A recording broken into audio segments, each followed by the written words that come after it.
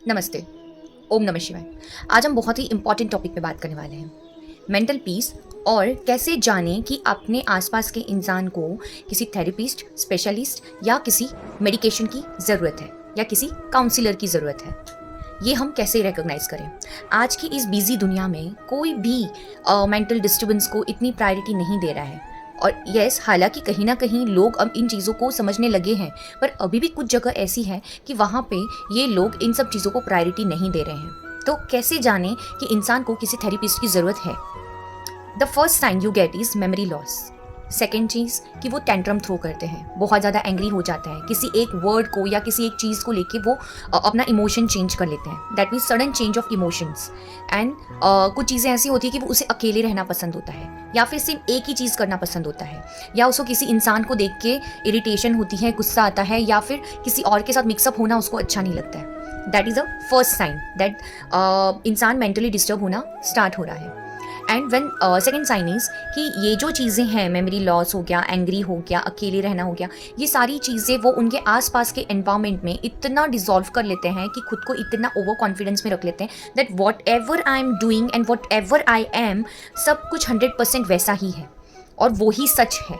मतलब एक इल्यूजन में रहना भी वो लोग स्टार्ट कर देते हैं, ड्रीमी वर्ल्ड में आ जाते हैं। तो ये जो चीज़ें इनको डिस्टर्ब पहले करती थी फर्स्ट स्टेज पे, सेकंड स्टेज पे, ये लोग ये सारे टेंट्रम्स उसके आसपास के एनवायरनमेंट में, वो फैमिली, फ्रेंड्स या फिर उनके कॉलीग्स हो गए, सबको देना स्टार्ट हो जाता है।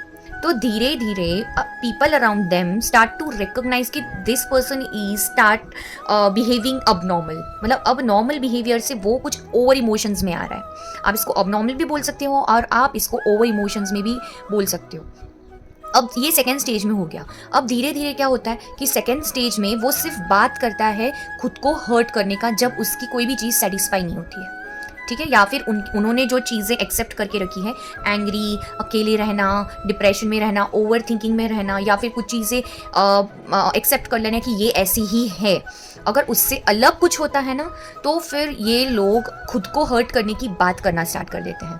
तो this is a second sign कि ये लोग अभी थर्ड स्टेज में पहुंचने वाले होते हैं। और सेकेंड स्टेज में sometimes they are just trying to hurt people around them just by talking, they will not take any action. But when they come to third stage, जब ये लोग थर्ड स्टेज में आते हैं, थर्ड स्टेज में they will try to take some action. They will try to, सबसे पहले third stage का बेसिक स्टेप आता है थर्ड स्टेज का कि वो लोग आसपास के इन्वायरमेंट में डोमिनेशन स्टार्ट कर देते हैं और अपनी बातें मनवाना स्टार्ट कर देते हैं और खुद डिस्टर्ब होते हैं कि उनका डिस्टर्बेंस ही ऐसा हो जाता है, उनका बिहेवियर ऐसा हो जाता है कि आसपास के लोगों को उनसे इमोशनल कनेक्शन होने की वजह से वो उनकी सारी जिद पूरी कर लेते हैं, जस्ट लाइक अ किड। जैसे जब बच्चा एक जिद करने लगता है और हम बोलते हैं यार बच्चा है तो क्या हुआ, एक चॉकलेट ही तो मांग रहा है, you will give that kid chocolate repeatedly, you will do it that, okay, chocolate बार बार दोगे। पर एक टाइम ऐसा होता है कि चॉकलेट के अलावा बच्चा कुछ खाता ही नहीं है। तो ये चीज़ जब कोई इंसान डिस्टर्ब भी हो जाता है ना, तो they also become a kid, एक छोटा बच्चा बन जाता है और वो लोग सोचते भी एक छोटे बच्चे जैसे ही है और करना भी उनका छोटे बच्चों जैसे हो जाता है कि छोटे बच्चे कैसे डिस्टर्ब होकर गुस्सा करके कोई उनकी बात ना माने तो चीज़ें फेंकना स्टार्ट कर देते हैं। तो that is also throwing a tantrum. That was a wrong thing जो उनके पेरेंट्स ने उनको दिया, उनकी चीज़ें एक्सेप्ट करी। बट जब इंसान एक्चुअली बड़े होने के बाद ये टेंट्रम से गुजरता है या ये डिस्टर्बेंस से गुजरता है, जब आपको देखना है तो पहले तो वो आसपास के लोगों को भी हर्ट करना स्टार्ट कर देता है। समटाइम्स अगर वो इंसान किसी इंसान को हेट करता है और अकेले में अगर उसको वो इंसान से सेटिस्फैक्शन नहीं मिल रहा है और उसको इरिटेशन होता है, तो that person will throw something या फिर होल्ड टाइटली दूसरे इंसान को, और या फिर उसके हाथ में कोई चीज़ है तो उससे हर्ट करने की वो कोशिश करता है। एंड गाइज, ट्रस्ट मी, आप अपने रिलेटिव्स, अपने फ्रेंड्स और अपने आसपास के लोग थर्ड स्टेज में पहुंचने ना दें, क्योंकि इट इज़ वेरी डेंजरस। अगर आप इस इंसान को अकेले भी घर में रखो तो वो खुद को भी हर्ट करने के बहुत हाई चांसेस होते हैं। पहले तो सेकेंड स्टेज में वो सिर्फ बात करते हैं, बट थर्ड स्टेज में they try to hurt themselves. And I will suggest very strongly कि आप ऐसे लोगों को किसी थेरेपिस्ट के पास लेके जाएं, किसी काउंसलर के पास लेके जाएं और कुछ मेडिकेशन लें। मेंटल पीस उतना ही इम्पॉर्टेंट है जितना जब आपको कोई फिजिकल इशू होता है और आप उसको हील करने की कोशिश करते हो। एक फीवर को भी आप क्रोसिन से हील करते हो, एक हेडेक को भी डोलो या फिर आप डिसिप्लिन से हील करते हो। But when a person is going through mental issues, कोई ध्यान ही नहीं देता है। सब लोग ऐसे होते हैं कि नहीं चलो हो जाएगा, सिचुएशन चेंज होगा तो चीज़ें ठीक होना स्टार्ट हो जाएगी। But no, once that person is going to second stage, it is very difficult to heal that person.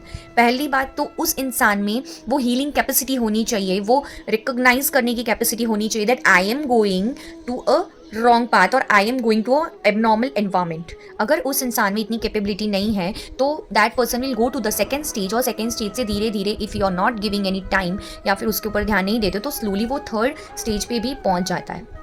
Mental peace बहुत इंपॉर्टेंट है, बहुत ज़्यादा इंपॉर्टेंट, क्योंकि जब आप मेंटली पीसफुल रहते हो ना तब आप फिजिकली हेल्दी रहते हो। मेंटली जैसे हम लॉ ऑफ अट्रैक्शन यूज़ करते हैं, हम सारी रेमेडीज यूज़ करते हैं, ऑकल्ट साइंस में ये सारी चीज़ें एनर्जी से यूज़ की जाती है।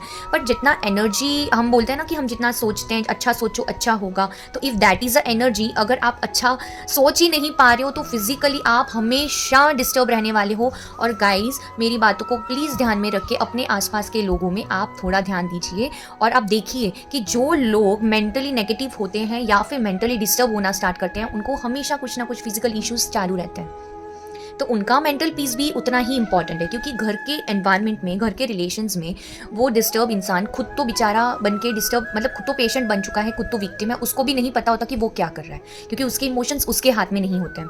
बट सेकेंड थिंग, उनकी वजह से they also disturb the relations around them. Okay, उनके आसपास के रिलेशंस भी उसकी वजह से डिस्टर्ब होते हैं, स्लोली डिटैचमेंट स्टार्ट हो जाता है। सबसे ज़्यादा हर्ट वो विक्टिम, वो पेशेंट को फील होता है, बिसाइड्स उसके आसपास के लोग। आसपास के लोग एक बार उसको इग्नोर करके उसको छोड़ के भी चले जाएंगे, बट एट द लास्ट सिर्फ वो पर्सन और सिर्फ वो पेशेंट रहता है जिसको खुद से हील होना है। तो आई विल सजेस्ट गाइज कि आप मेंटल पीस पे उतना ही ध्यान दीजिए, मेंटल इश्यूज़ पे उतना ही ध्यान दीजिए जितना आप फिजिकल इश्यूज़ पे देते हैं, और किसी काउंसलर, थेरेपिस्ट या किसी डॉक्टर को ज़रूर दिखाएं। ओम नमः शिवाय।